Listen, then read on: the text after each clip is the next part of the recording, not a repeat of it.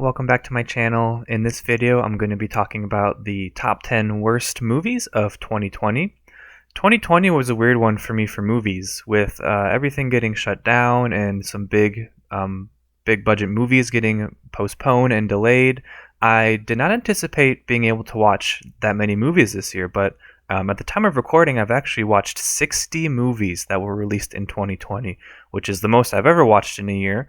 I guess it turns out when you're just sitting at home with nothing to do and there's all these streaming services, I ended up watching a bunch. I still have one left to watch. I'm going to be watching Tenet, hopefully tomorrow. Now, I don't anticipate adding that to this list. I tend to like Christopher Nolan movies, so that's why I felt comfortable rating these movies now and making this list now.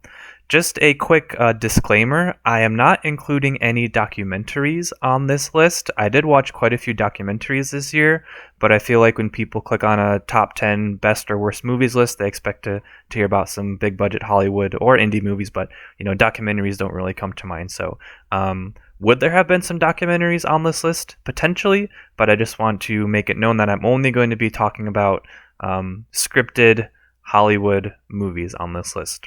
And without further ado, let's get into the countdown. At number 10 on my list is Desperados. Desperados was a Netflix original movie, and the plot of this movie revolves around a middle-aged woman who has a new boyfriend, and she doesn't hear from him from a couple days, and her friends get drunk one night, and they're angry that he hasn't texted her in a couple days, so they compose this really long kind of rude email kind of bashing him, and they send it to him. And as it turns out that the dude got in a really bad car accident in Mexico, and that's why he hasn't been able to respond. And so the plot is these three women are going to go to Mexico to try to find this guy and delete the email from his phone. There's nothing bad about this movie. It's kind of funny. The problem is it's just really predictable. About midway through the movie, a guy that she had met earlier in the movie shows up and just happens to be conveniently in Mexico at the same time, and decides to help her on her journey. And you can tell right away, you're like, oh, she's going to end up realizing that this guy is actually better for her than the guy she's trying to delete the email from. And I'm not going to spoil the ending for you, but it's predictable. I'll just say it's predictable. And that's what will put it on my list. It's predictable. I hadn't thought about it until I was making this list, and when I thought about it, I'm like, I don't remember a lot of this movie, and when I went back and thought about it, I ended up being, it's pretty predictable. So Desperados is number 10 on my list.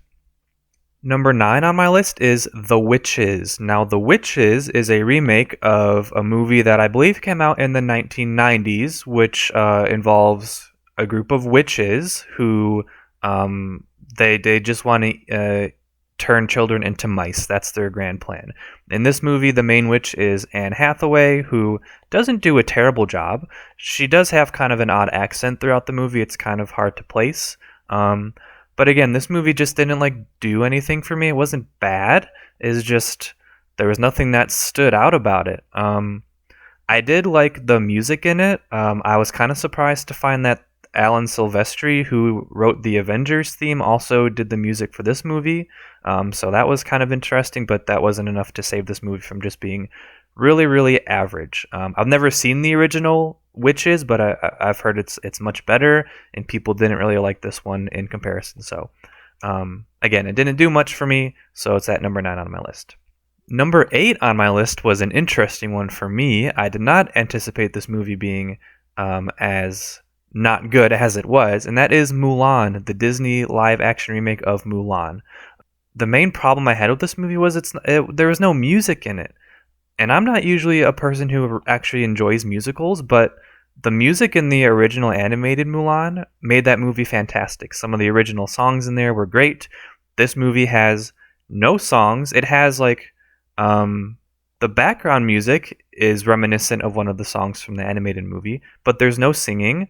Some of the effects in this movie are kind of they stand out as being very CGI, and this movie kind of just ends. There isn't really a build up to the ending. It just kind of stuff's happening, and then it kind of just ends. And I didn't really appreciate that. I like to have a climax and a falling action. So Mulan really disappointed me again. It wasn't terrible, but just compared to the what we got with the original animated movie, I had to rank this movie pretty low. Number 7, my fiance is not going to be happy to hear this. Trolls World Tour. Trolls World Tour finds itself at number 7 on my list. I wasn't a fan of the original Trolls movie, if I'm being totally honest. The only reason I watched it was because I really liked the song "Can't Stop the Feeling," and it turns out that that song only came into the movie in like the last 10 minutes, so I was really disappointed with that. This one, I really just wanted to watch it to add it to my list to say that I've watched it this year. So in this movie, they kind of try to expand on the world of trolls. We learn that there are different tribes of trolls, each of which has their own kind of like musical genre, and what's happening in this movie is the leader of the like the rock and roll trolls, she has decided she wants to steal.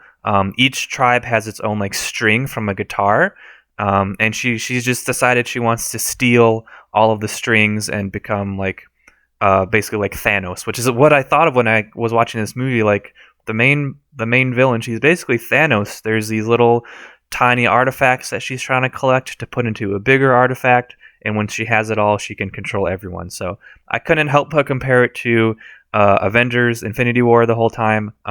It just wasn't as enjoyable. The music wasn't as good. It just was kind of forgettable. So that's why I have Trolls World Tour at number 7 on my list. Number 6, another Netflix original film, Project Power. So in Project Power, there's this kind of pill chemical that's been invented.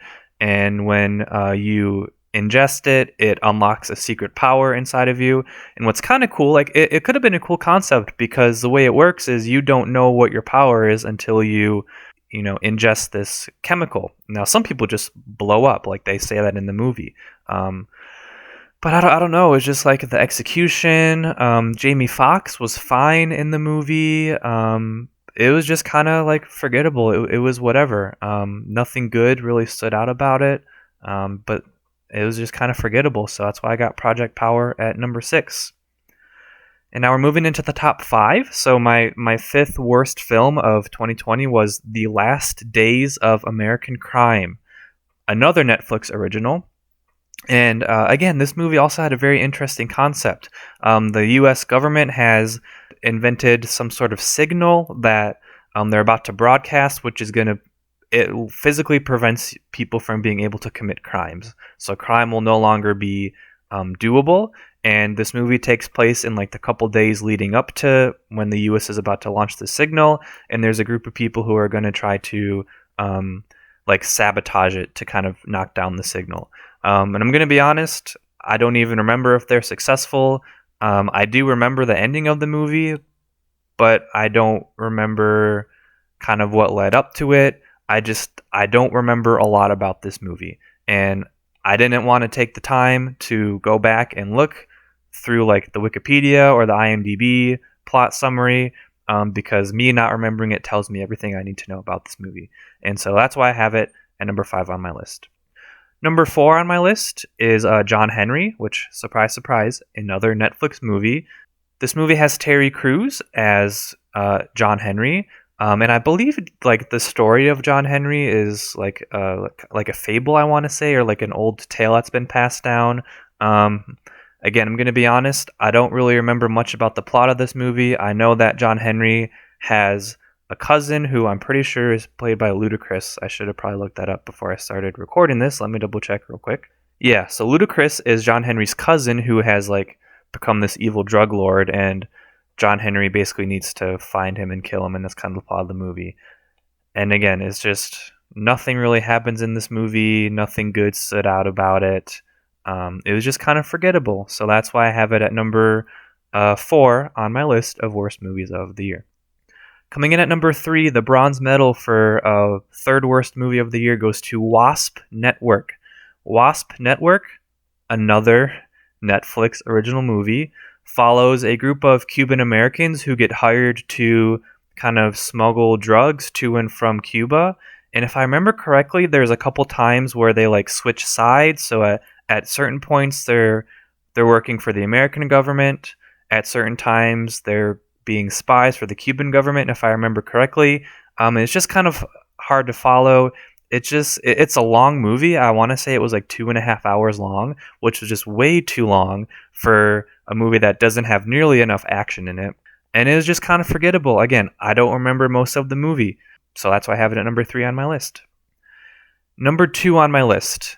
When I saw the title of this movie, I keep a note on my phone of all the movies I see. When I saw the title of this movie, I could not for the life of me remember what it was about. I had to go onto IMDb, type the title in, and that's when I remembered what it was about. And that movie is Downhill. Downhill came out on HBO Max and stars Will Ferrell and Julie Louis-Dreyfus as a married couple who take their 2 young sons to, I think it's Switzerland, for like a skiing vacation. And throughout the movie, the married couple's relationship, you can tell it's very strained. There's a lot of conflict. Will Ferrell is kind of like, he's got issues at his job, and so he's lying to his wife, he's lying to his coworkers.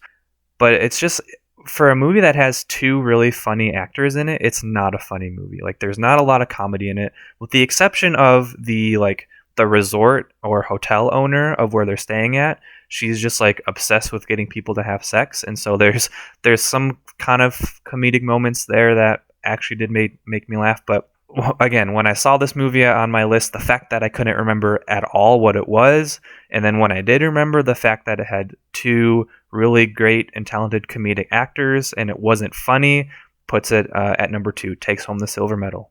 But far and away, my worst movie of the year that I saw, an hour and a half of time that I'll never get back.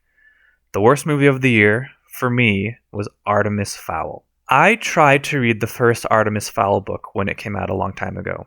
I'm sure I could if I tried to do it again today, but I remember just Artemis Fowl is such a very unlikable character, and he's unlikable in this movie because of how he's portrayed. Now, I don't, it's not fair of me, really, I think, to criticize child actors. I know for sure that I couldn't even do anything close to what they did in this movie, but the kid who plays Artemis Fowl is just not, you can tell he's just not ready yet. He's emotionally not there yet. He is unlikable, which I guess he does kind of get down, but he's just, nothing about his character works in this movie. Nothing about this movie except for one thing is offensively bad. There is one thing that's offensively bad, which I'll talk about in a second. But just everything in this movie is way below average of what you would expect in a movie. The special effects are below par. Colin Farrell as the dad of Artemis Fowl, they kind of build him up to be this mysterious figure, and then I think he comes back at the end. I can't even remember, but his character is totally wasted. Judi Dench in this movie as, I think they're the elves or the fairies, maybe. I think it's the fairies, actually. And she has this weird accent, which obviously it makes sense that as a different race to human beings, they're going to sound different. But the accent they chose to give her just was distractingly annoying. The only thing that was offensive in this movie, and it pains me to say this because I really like this actor, Josh Gad plays a character called Mulch Diggums, who is basically narrating the whole movie. He's got a really strange accent, which is unplaceable. Sometimes it's English, sometimes it sounds a little bit Irish, sometimes it just sounds like Josh Gad talking. And his character's kind of shtick, his thing is he can unhinge his jaw and chew through earth, and just the way they showed that, the effects were just horrifying to look at and just not good. I remember I was watching this movie and I was halfway through it and my fiance was like, well, how's the movie so far? And I was like, it's not very good. And she was like, yeah, it doesn't sound very good. And that's for me the hallmark of a bad movie. If someone can overhear you watching the movie and they think it's bad without having to watch it, then you know it's a bad movie. And so for those reasons, that's why I have Artemis Fowl, the worst movie of the year, the worst movie of 2020. And there it is. My top 10 worst movies of 2020. There are movies that came out that I wasn't able to see that maybe would have made the list. These are just the 10 that I saw that I thought were the worst of the movies that I saw. If you saw any of these movies, I'm curious, do you agree? Would you have had these movies lower on your list? Did you think they were worse than I thought they were? Would you like to defend some of these movies? Let me know in the comments down below. As I said, I will be watching one more movie in the coming days, and then posting my top 10 best movies of the year, which hopefully is a little bit more exciting for me to talk about. So thank you all for watching. Stay tuned for future videos.